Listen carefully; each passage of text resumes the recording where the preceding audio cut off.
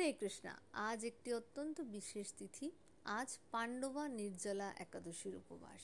শাস্ত্রে বর্ণনা করা আছে বছরে 24টি একাদশী, এবং কেউ যদি কোনো একটি একাদশী পালন না করে থাকে বা কোনো একাদশী পালনে ত্রুটি হয়ে থাকে, যদি আজকের এই একাদশী পাণ্ডবা নির্জলা একাদশীর উপবাস খুব নিষ্ঠা সহকারে পালন করে, নির্জলা মানে জল গ্রহণ না করে পালন করে সারাদিন, তাহলে তিনি অনায়াসেই বাকি 24টি একাদশী পালন করার ফল লাভ করে।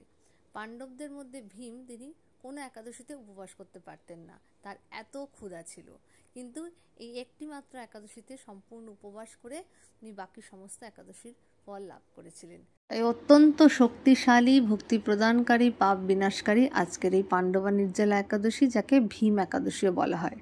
আজকে ভক্তরা সারাদিন নির্জলা থেকে ভগবানের নাম বেশি করে শ্রবণ কীর্তন করে, রাত্রি জাগরণ করেন। আজকের বিশেষ ভোগ নিবেদন আপনারা এই মুহূর্তে দর্শন করছেন। হরে কৃষ্ণা।